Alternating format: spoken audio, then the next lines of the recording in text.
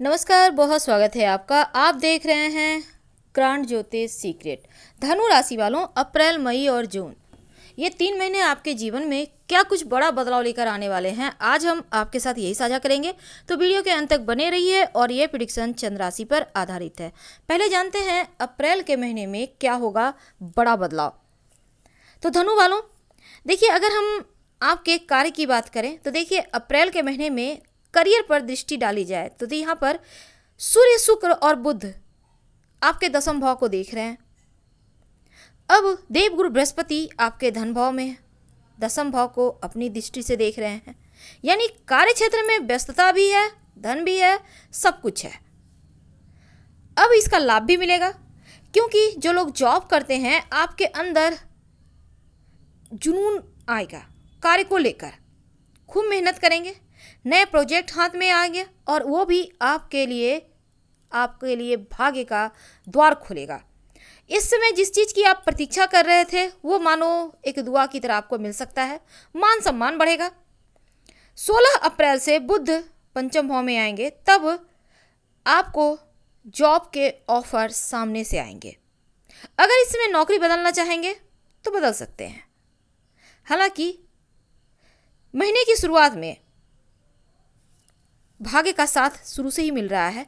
जो लोग बिजनेसमैन हैं उनको भी आगे बढ़ने में मदद मिलेगी। समय का सदुपयोग करना चाहिए क्योंकि आपका उन्नति होगा। धन की बात करते हैं, शुरुआत में थोड़ी से धीरे चलेगा, लेकिन छठे भाव में स्थित जो मंगल है और राहु की दृष्टि द्वादश भाव पर है तो खर्चे बढ़ाएगा, सुख साधनों पे बढ़ेंगे। धन भाव में देव गुरु देव और शनिदेव हैं तो आर्थिक स्थिति को मजबूत भी करेंगे। तो ऐसे में आप दिन की शुरुआत स्नान वगैरह करके एक लोटा जल भगवान सूर्य को दे के ही शुरुआत करें तो अच्छा है, क्योंकि सूर्य आपका भाग्योदय करते हैं तो उनका साथ लेकर चलें। 6 अप्रैल को देवगुरु बृहस्पति तीसरे भाव में आएंगे। अब नवम एकादश भाव को देखेंगे तो धन के मामलों में धीरे धीरे सुधार होगा, आपके इनकम बढ़ेंगे। मंगल का भी राशि परिवर्तन होगा, 14 अप्रैल को सप्तम भाव में आएंगे। व्यवसाय में लाभ होना एक बार फिर से शुरू होगा, लेकिन खर्चे बढ़ेंगे, ध्यान रखना है। और किसी भी तरह का कोई समस्या ना हो, इसलिए पहले से आप एक प्लान बनाकर चलें तो बढ़िया रहेगा। स्वास्थ्य की बात करते हैं, थोड़ा सावधान रहना है क्योंकि द्वादश भाव में केतु है, छठे भाव में मंगल राहु है, अंगारक योग बनाकर बैठा है तो स्वास्थ्य समय तो समस्याएं पैदा करेगा। अगर पहले से किसी तरह की कोई स्वास्थ्य समस्याएं चल रही है तो सावधानी रखिएगा। नज़रअंदाज तो बिल्कुल भी ना करें, डॉक्टर के संपर्क में रहे। खासकर इस समय कमर वाला एरिया जो होता है, जैसे आपका पेट का नीचे वाला हिस्सा है, आपका प्रजनन अंग है, आपकी आंखें हैं, आपकी किडनी है, या रक्त संबंधी समस्या, ये सभी चीज़ों पर निगेटिव प्रभाव है, ध्यान दें। ज़्यादा स्वास्थ्य समस्या परेशान करें तो ओम जुंग सह या फिर ओम त्र्यंबकम यजामहे सुगंधिम पुष्टिवर्धनम उर्वारुक्मी बंधनान मृत्युर्मुक्षिमामृतात्। आपको जो मर्जी वही मंत्र का जप करें, ओम होंग जुंग सह। तो महामृत्युंजय मंत्र जप करने से आपको लाभ होगा। अगर उतना समय ना हो तो राम रक्षा स्तोत्र आप कान में ईयरफोन लगाकर रोज एक बार सुनने का प्रयास करें या पढ़ ही लें। अब बात करते हैं आपके वैवाहिक जीवन की।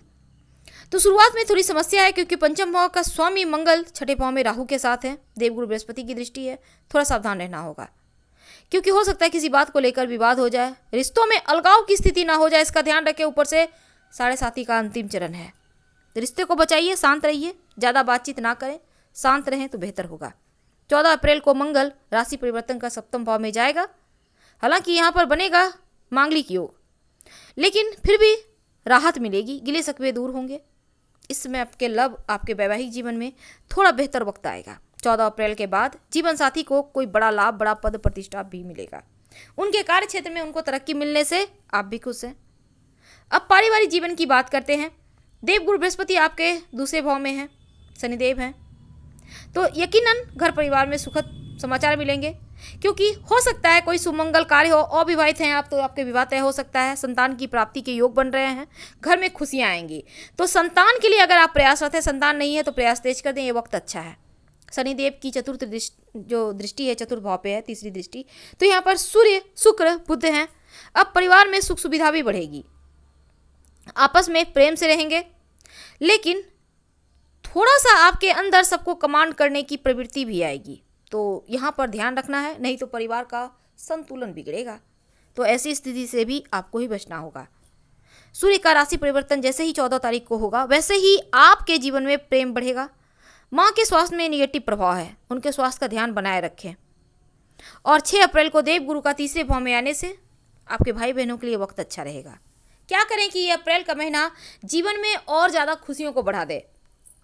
एक तो नित्य दिन आप सुबह सुबह स्नान वगैरह करके भगवान सूर्य को तो जल देंगे ही, हल्दी का तिलक माथे पे लगाएं या केसर का तिलक भी लगा सकते हैं, माथे पे, कंठ पे या कलाई पे कहीं भी लगाइए।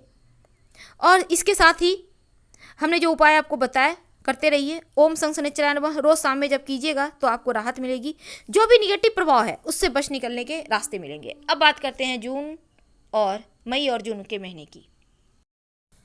तो अभी तक हम बात कर रहे थे कि अप्रैल के महीने में स्वास्थ्य में परेशानी रहेगी, यानी आपके कमर वाला एरिया का जो भाग है वहाँ पर आपको ध्यान रखना है। और मंगल शनि की यहाँ पर जो है स्थिति आपके आंखों में भी पीड़ाएं देगा, तो इसका भी ध्यान रखना है। तो यहाँ पर चोट चपेट भी लग सकता है, इसका भी ध्यान रखना है, आपको पूरी तरह सावधान रहना है।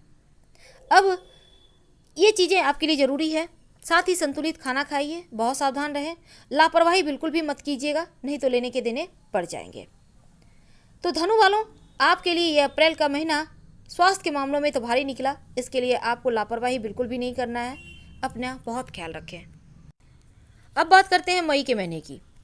देखिए, मई के महीने में अगर महीने की शुरुआत की बात करें तो शनिदेव आपके धन भाव में हैं, देवगुरु बृहस्पति तीसरे भाव में है, सूर्य शुक्र पांचवें भाव में है, बुध राहु छठे भाव में है, मंगल सप्तम भाव में, केतु आपके 12वें भाव में। अब शुरुआत तो अच्छा है, थोड़े प्रयास से बड़ा सफलता।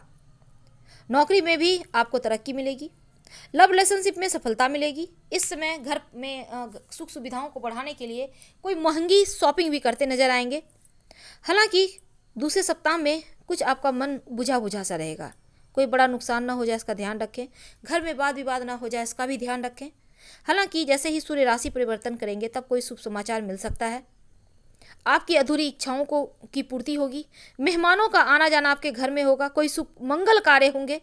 और ये जो मई का महीना है जाते जाते आपको बड़ी सफलता दे जाएगा, पद प्रतिष्ठा या फिर घर में कोई ऐसा चीज़ जो लंबे समय से जिसके लिए आप बहुत मेहनत कर रहे थे। तो धनु वालों के लिए मई का महीना खुशियां से भरा है। पर जून के महीने की बात करें तो जो विद्यार्थी हैं उनको ज़्यादा तरक्की मिलेगा, यात्रा के योग बनेंगे, थोड़ी बहुत परेशानी रहेगी लेकिन सूझबूझ से तमाम चीज़ों को अपने पक्ष में आप कर ही लेंगे।